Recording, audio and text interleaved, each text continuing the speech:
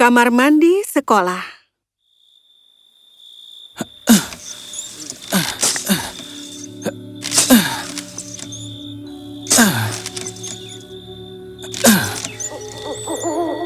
Aku benci ini. Mengapa kita harus membangun sekolah ini di atas kuburan? Itu bukan urusan kita. Kita selesaikan pekerjaan ini dan pergi. Hari sudah mulai gelap. Aku tidak tahu tentangmu, tapi aku tidak suka berada di kuburan setelah matahari tenggelam. Kau takut hantu ya? Kau tidak takut? Ayolah, tidak ada hantu. Apa? Siapa itu?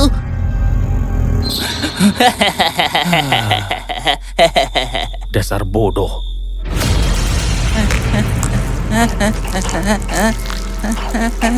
Hentikanlah, ini tidak akan berhasil lagi. Tidak, di sana ada. Apa kau bisa berakting?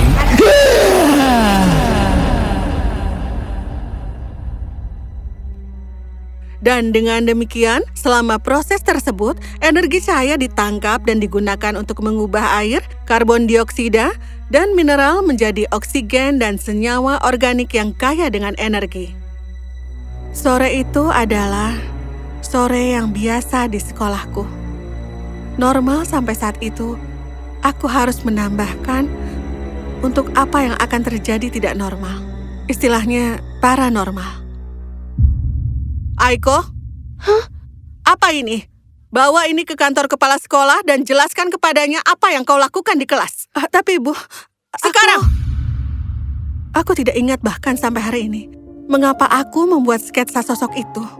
Itu langsung terjadi padaku. Siapakah wanita itu? Aku pikir, dan mengapa dia berdiri di luar kamar mandi seperti itu? Aku selalu menjadi orang yang ingin tahu. Dan kau tahu apa yang mereka katakan? Rasa ingin tahu itu membunuh kucing. Aku mempelajarinya dengan cara yang sulit. Aku mengejar gadis itu. Benar-benar lupa bahwa aku harus pergi menemui kepala sekolah. Kemana dia pergi? Halo? Siapa di sana? Halo? Halo?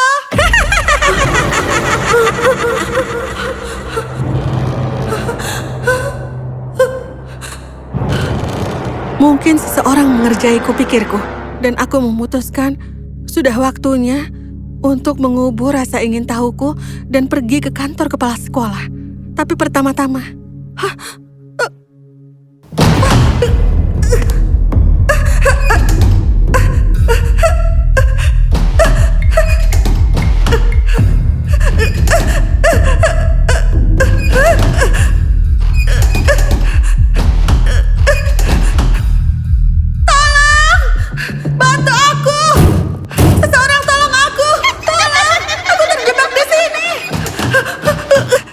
perasaan takut tiba-tiba mencengkeramku. Mengapa tidak ada yang datang ke kamar mandi? Tolong! Seseorang, aku mohon bantu aku! Tolong aku! Aku terjebak di sini. Seseorang tolong bantu aku! Aku terjebak di sini. Tolong bantu aku!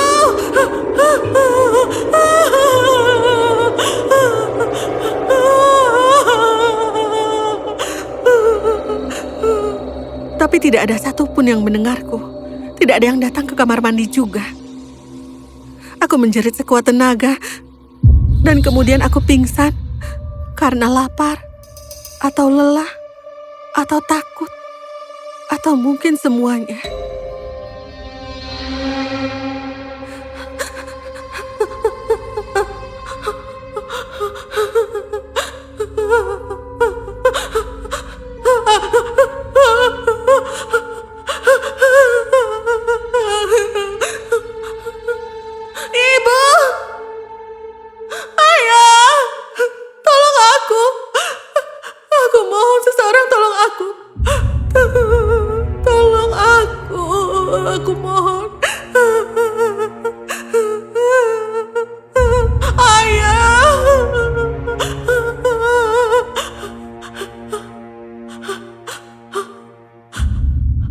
Apa itu?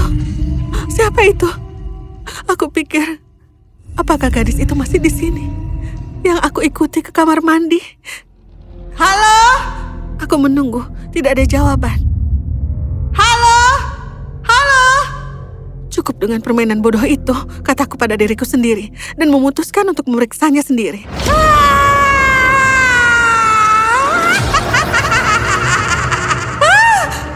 Tolong aku, tolong. Buka pintunya, tolong aku, buka pintunya. Tolong, buka pintunya. Tolong aku.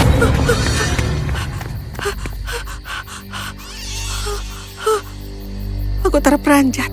Aku tidak bisa merasakan kakiku. Itu seolah-olah aku berada dalam mimpi yang buruk. Sekolahku tiba-tiba hilang.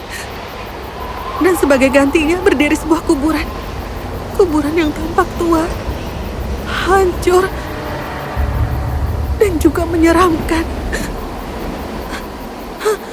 Apa ini? Di mana aku? Halo? Ada orang di sana? Halo?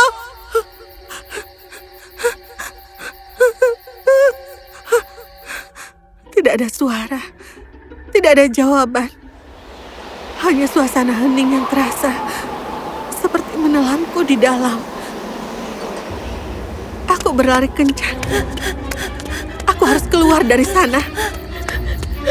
Aku berlari tanpa sadar. Yang aku butuhkan hanyalah jalan keluar. Tapi semakin aku terus berlari, semakin tidak pernah berakhir rasanya.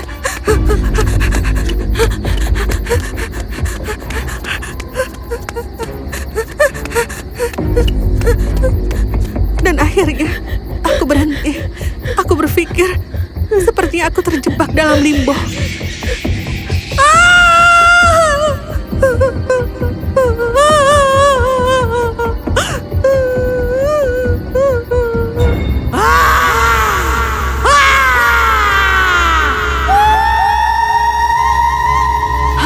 Hei, siapa itu?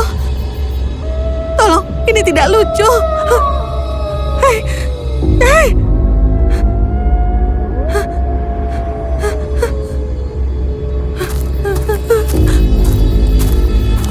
Aku berjalan ke arah pria itu. Dia terlihat tembus pandang, seperti dia adalah bagian dari mimpi ini, limbo ini. Hei Tuan. Hei Tuan. Tuan.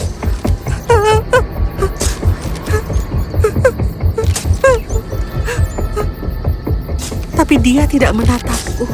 Sepertinya dia tidak menyadari kehadiranku di sana. Aku mengambil langkah ke depan dan melihat kuburan. Jantungku berdetak kencang. Itu adalah gadis dari kamar mandi. Tapi dia terlihat begitu polos.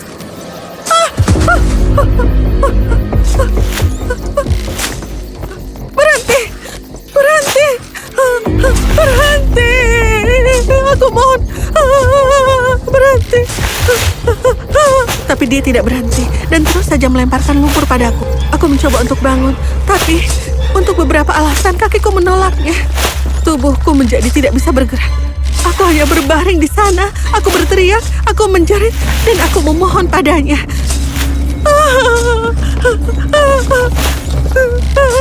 Tolong hentikan, aku mohon hentikan. Aku mohon, ayah, ibu, tolong hentikan.